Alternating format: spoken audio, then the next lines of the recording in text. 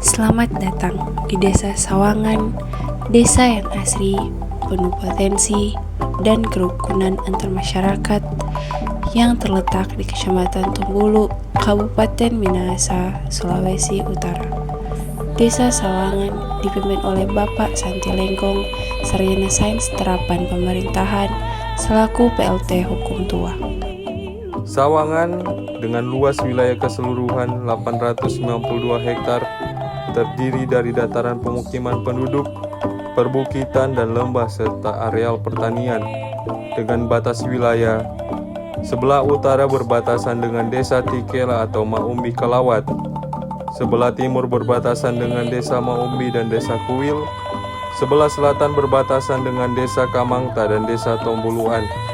Sebelah barat berbatasan dengan Desa Kamangta dan Desa Tikela. Desa Sawangan terbagi dalam 6 wilayah jaga, di mana masing-masing jaga dikoordinir oleh kepala jaga yang disebut dengan Palak dan Meweteng yang berfungsi mengawasi dan mengkoordinir aktivitas pembangunan dan pelayanan masyarakat di masing-masing wilayahnya. Dalam bidang pendidikan, Desa Sawangan memiliki 3 sekolah yang melayani kebutuhan belajar generasi muda. 2 sekolah dasar, yaitu SD Negeri Sawangan dan SD Katolik Sawangan, serta 1 sekolah menengah pertama, yakni SMP Negeri 3 1 Atap Tombulu. Kehidupan masyarakat Desa Sawangan juga ditopang oleh kerukunan beragama yang erat.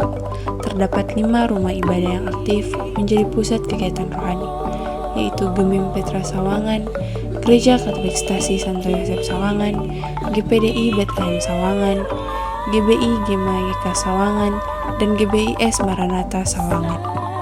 Sejarah Desa Sawangan. Sawangan lama didiami oleh kelompok-kelompok orang sejak tahun 1800 dan Sawangan belum berstatus desa. Pada waktu itu orang-orang masih hidup berkelompok dan yang menjadi kepala dari salah satu kelompok tersebut ialah dipilih seorang yang kuat untuk menjadi pemimpin mereka yang disebut walian, dan orang kedua disebut tonaas. Tugas tonaas bila mana orang-orang mau keluar berperang, membuka kebun, berburu, maka tonaas yang menentukan boleh atau tidak. Pada tahun 1880 kelompok-kelompok manusia ini membentuk status desa. Mulai saat itu kepala-kepala inilah yang disebut dengan walian. Kemudian dihapuskan dan digantikan dengan sebutan hukum tua yang langsung dipilih oleh rakyat setempat. Sebutan hukum tua berasal dari kata hukum tua yang sekarang disebut hukum tua atau kepala kampung atau kepala desa. Pertama-tama yang dilantik sebagai hukum tua Bapak Yosep Runtuwene pada tahun 1880 dan kepala distrik Ares ialah Johakim Bernard Lasut. Nama Sawangan diambil dari kata Pasawangan, artinya pinah Sawangan, oleh 2 buah sungai atau pertemuan 2 buah sungai, yaitu Sungai Tikala dan Sungai Saluhesem.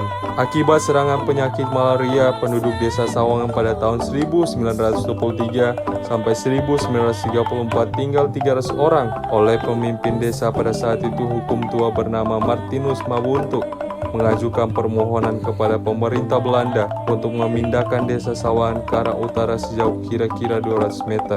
Pada waktu itu pemerintah Belanda mengirim tim kesehatan untuk memeriksa lokasi penduduk. Hasil pemeriksaan mereka menyatakan bahwa lokasi penduduk tersebut terletak di daerah lembah yang menyebabkan pertukaran udara di dalamnya lambat sehingga penularan malaria lebih cepat dan sumber air banyak nyamuk malaria. Oleh karena itu pemerintah Belanda menyetujui dan mengharuskan untuk dipindahkan ke arah utara dan terjadilah pemindahan penduduk dari Desa Sawangan Lama ke Desa Sawangan Baru. Pada tanggal 16 September 1936 secara resmi penggunaan pemukiman wilayah Desa Sawangan Baru dengan diadakannya pentabisan Desa Sawangan Baru. Pada waktu itu hukum tua Martinus Mawuntu dan hukum besar Mayat Ompi. Desa Sawangan memiliki banyak sekali potensi yang bisa dikembangkan. Sebagian besar masyarakat Desa Sawangan berprofesi sebagai petani. Salah satu komoditas utama yang menjadi sumber penghasilan adalah kopra, hasil olahan kelapa yang telah menjadi bagian penting dari kehidupan dan perekonomian desa. Desa Sawangan juga memiliki air terjun yang indah dan mempesona yang menyimpan daya tarik besar untuk dikembangkan sebagai destinasi wisata alam. Bukan hanya sebagai destinasi wisata alam, air terjun ini juga menjadi salah satu sumber mata pencarian oleh sebagian masyarakat yang berprofesi sebagai nelayan Nike.